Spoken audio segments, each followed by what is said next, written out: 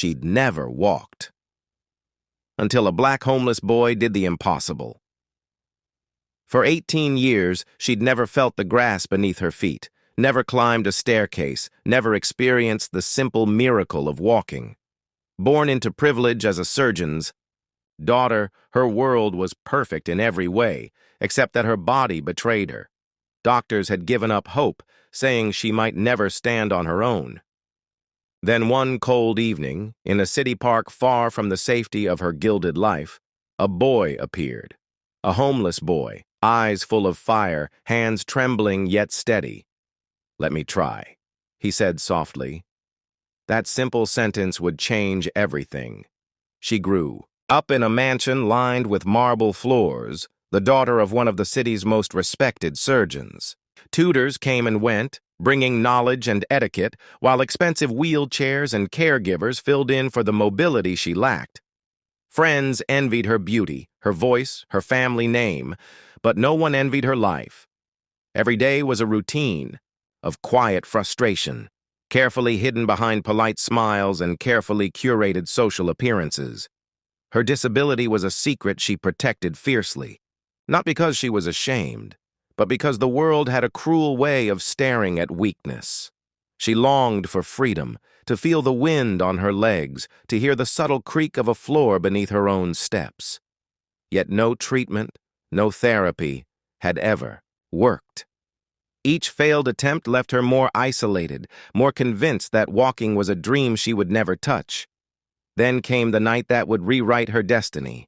She was sitting on a worn bench in a part of the city she never frequented, escaping her suffocating home life, watching snowflakes swirl in the lamplight. Across the park, a boy shuffled along the sidewalk, thin coat barely shielding him from the winter chill. Dirt and grime marked his skin, yet his gaze was unwavering. He carried nothing but a small backpack and a quiet determination. When he stopped beside her, she expected indifference or curiosity, but not what came next. "Let me try," he said. She blinked. "Try what?" Her voice, soft and hesitant, trembled like her legs always had. He crouched slightly, balancing on worn sneakers, and gestured toward her wheelchair. His eyes were steady, unwavering, filled with something she hadn't seen in years: belief. It felt absurd, even dangerous, to let a homeless boy attempt something doctors could not. Yet there was a sincerity in his expression that she could not ignore. Her mind screamed with doubt, fear, and societal caution. He was poor, dirty, barely older than a teenager, and yet somehow, in that moment, he was more capable than anyone she had ever met. Slowly, reluctantly, she allowed him to guide her hands onto the armrests. The first attempt was shaky. Her knees trembled violently. Her heart pounded. He spoke softly, encouragingly, instructing her gently without a trace of condescension. "You can do this," he whispered. And something in his tone, something simple yet profound, lit a spark inside her. Minutes stretched like hours. She fell twice, once so hard her pride threatened to shatter. Each time, he lifted her with patience that she had never known, steadied her, and whispered the same unwavering phrase, "You can." By the fourth attempt, her legs bore weight for seconds longer than before. Her mind swirled with disbelief, hope, and something she hadn't felt in years: freedom. Passers-by began to notice. Some stopped, unsure if they should intervene. Others watched silently, captivated by the unusual sight.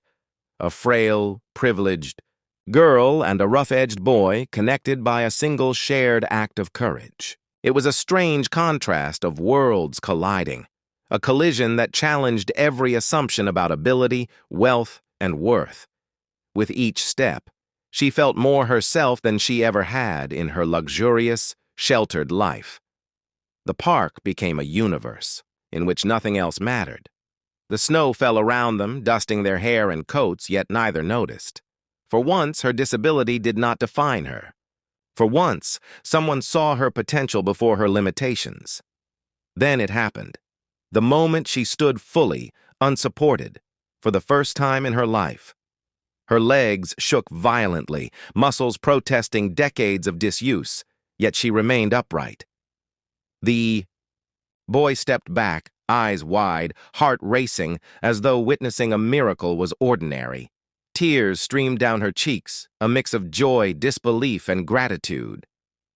For years, she had been trapped in a gilded cage of expectation, diagnosis, and polite pity. And now, in the middle of a snow-dusted park, an act of trust from a homeless boy had broken that cage forever. It was not just walking, it was liberation. Every step forward carried the weight of injustice she had internalized, every breath a testament to the unexpected kindness of someone society had overlooked. People who had passed by before now paused, watching the girl who had never walked, and the boy who had dared to believe in her. Her mind flashed back to all the treatments, therapies, and setbacks that had once seemed insurmountable. None of them had worked, not because of lack of skill or effort, but because they had lacked the spark that comes from genuine belief. The boy had given her something medicine could not: faith, pure and unflinching, and in that moment, she understood. The truth about strength. It was not wealth. It was not pedigree. It was the courage to see another human being as capable before they even believed it themselves. She would never forget the boy's face. The wide, honest eyes that refused to accept impossible. In the days and months that followed, she began walking more confidently, exploring corners of her city she had only seen from car windows, reconnecting with the life she had once thought inaccessible. The encounter changed more than her legs. It changed her perspective. She started volunteering, using her family's resources to support marginalized youth. She understood, finally, that ability and courage often reside in the most overlooked people. Society's labels, homeless, disabled, wealthy, meant nothing when measured against empathy and determination. Years later, she would recall that night as a turning point.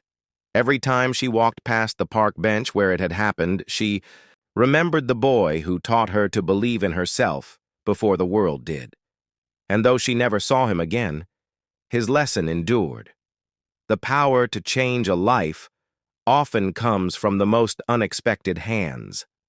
Her story became one whispered among friends, shared in schools, and eventually online, not as a tale of privilege, but as a testament to the human spirit. It is a reminder that courage transcends class, hope transcends circumstance, and belief, simple, unshakable belief, can move even the heaviest burdens. And now, as she takes steps she once thought impossible, she asks quietly but firmly, who in your life are you underestimating? Who has the power to change you simply by believing you can?